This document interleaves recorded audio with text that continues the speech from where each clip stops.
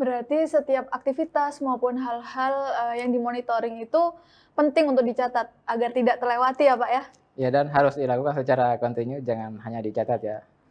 Ya, bagaimanapun kondisinya jangan sampai dilewati atau bahkan dilupakan, karena monitoring sesepele apapun akan berpengaruh besar pada kondisi keuangan perusahaan. Ya, setuju dengan apa yang dibilang sama Bapak Kasmarudin bahwa monitoring sesepele apapun, akan berpengaruh terhadap keuangan perusahaan. Tapi pastinya pada saat monitoring Bapak akan dihadapkan dalam berbagai kendala ya, Pak. Apalagi melihat banyaknya cabang di SMS sendiri, itu sekitar 100 lebih cabang, dari mulai daerah yang mudah dijangkau hingga yang sulit dijangkau. Bagaimana cara Bapak mengatasi dan apa tindakan yang Bapak ambil agar aktivitas monitoring itu dapat terlaksana? Ya, tentunya setiap monitoring itu berbeda-beda dan kendala-kendala yang timbul sudah pasti berbeda. Seperti halnya, monitoring harian. Ya, seperti halnya pada monitoring harian, kadang tanda terima SP itu tidak segera dikembalikan oleh FC, setelah pengiriman, dan DKH kadang juga tidak segera dikerjakan by system oleh FC karena, terlalu banyak cerita dengan debitur sehingga lupa untuk mengerjakan DKH. Monitoring FCPA by phone itu dilakukan pukul 18 atau setelah salat maghrib, karena jika dilakukan pukul 17 itu kadang FC dan PA masih di rumah debitur atau masih melakukan penagihan. Hal ini berbenturan dengan jam pulang karyawan lain yang harus, menunggu kita selesai review baru bisa pulang. Pada monitoring mingguan itu penetapan target itu di tiap tanggal 10, tanggal 15, tanggal 20, dan tanggal 25. Kadang ada FC yang tidak mencapai target di tanggal tersebut. Dan pada saat, kita adakan meeting internal call dan briefing cabang, kadang juga ada FC yang tidak bisa hadir. SK yang sudah expire kembali tidak tepat waktu oleh pihak eksternal. Selanjutnya itu, semua yang sudah di-planning visit dan random checking itu tidak tervisit semua. Ya, untuk meeting internal call cabang di awal bulan untuk menetapkan membuat, target penyelesaian bulanan, kadang masih ada FC atau PA yang tidak tahu, atau tidak memahami cara membuat target penyelesaian yang relevan dengan target yang ditetapkan oleh HO. Eee, Kadang juga, FC dan PA tidak memahami perhitungan insentif jika ada perubahan skema insentif. Untuk itu setiap monitoring bulannya untuk selalu mensosialisasikan setiap kebijakan yang berubah, terutama di perubahan skema insentif. Kemudian kendala di monitoring bulanan selanjutnya yaitu, kita menemukan Bindex yang kurang untuk filing SP, SK-ST, dan berkas tarikan. Untuk itu di awal bulan kita memastikan bahwa, SK-ST, SP, BSTK harus sudah kembali dan melakukan pengecekan administrasi atas tanda terima SP dan SK-ST. Oke, jadi, serangkaian aktivitas saat monitoring termasuk penetapan tanggal maupun waktu monitoring adalah salah satu upaya agar dapat mengatasi kendala-kendala yang sering muncul ya, Pak? Ya, tepat sekali, memang seharusnya begitu kan. Setiap tindakan harus ada sebab yang jelas, tidak boleh atas keinginan dari pimpinan saja. Nah, dalam penjelasan sebelumnya Bapak menyebutkan bahwa, penetapan target itu dilakukan setiap tanggal 10, 15, 20, dan 25.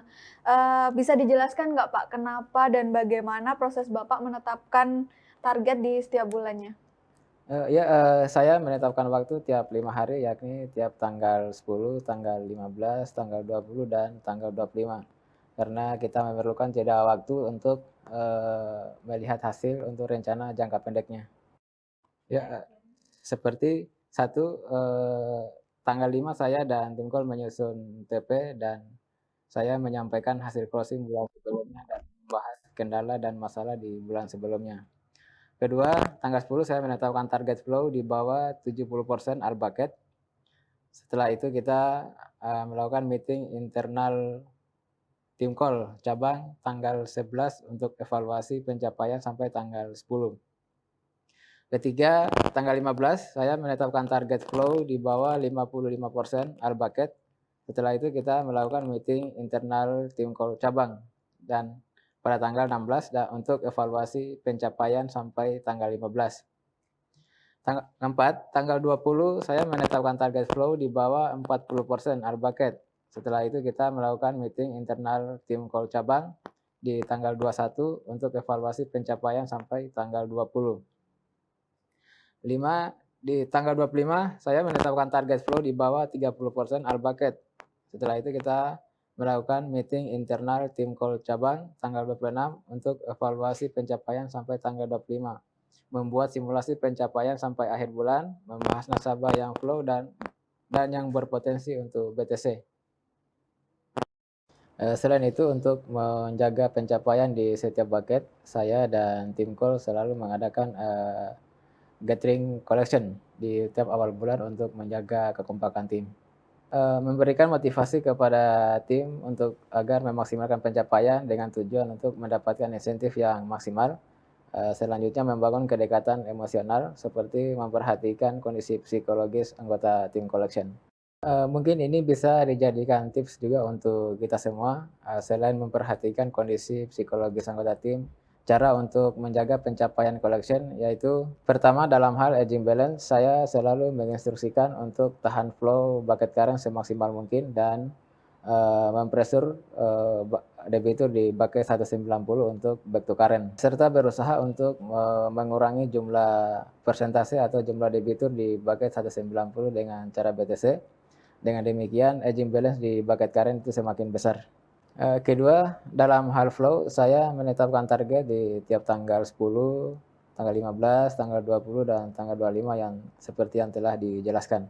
Dan jika ada FC atau PA yang tidak mencapai target di tanggal tersebut, maka saya akan melakukan tandem visit atau review setiap hari terhadap FC yang bersangkutan.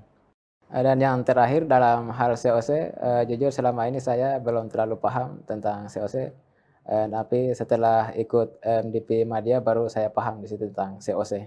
Namun selama saya menjadi SPV call, saya dan tim call selalu berusaha untuk tahan flow di tiap bucketnya dan memaksimalkan untuk BTC. Dan yang paling penting adalah tahan flow bucket 6190 ke NPL dan mewajibkan anggota tim agar jumlah nasabah atau prinsipal yang ada di bucket 190 selalu berkurang dari bulan ke bulan. Mendengar penjelasan Pak Kasmarudin sebelumnya, dimulai dari cara mengatasi kendala di cabang, proses penetapan target, sampai cara menjaga pencapaian collection, tidak heran kalau cabang yang Bapak pimpin itu cukup stabil dibandingkan dengan cabang lainnya ya Pak. Satu hal lagi nih Pak, sebelum kita menutup pembicaraan kali ini, saya ingin menanyakan kepada Bapak, mungkin ada tips atau hal-hal yang harus diperhatikan khususnya untuk menjadi seorang SPV call? Iya, sebagai seorang SPV, selain memperhatikan pencapaian target, monitoring dan controlling ini juga dapat menjauhkan atau menghindari terjadinya fraud di cabang.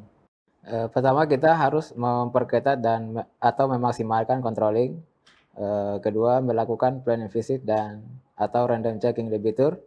Ketiga, sosialisasi secara berkala tentang SOP dan sanksi terhadap segala pelanggaran SOP. Memotivasi tim dengan insentif. Menginformasikan kepada tim setiap ada email tentang circulate warning letter dari administrator agar kesalahan yang sama tidak dilakukan oleh tim. Jadi ternyata monitoring bukan hanya untuk mengukur pencapaian target, namun juga untuk menghindarkan kita dari fraud. Hari ini saya banyak mendapatkan insight dari Bapak. Terima kasih banyak untuk dapat meluangkan waktu berbincang-bincang hari ini. Semoga bisa dijadikan role model untuk cabang-cabang lainnya, sehingga kita bersama dapat mencapai yang namanya goals dari perusahaan ini ya. Ya, sama-sama.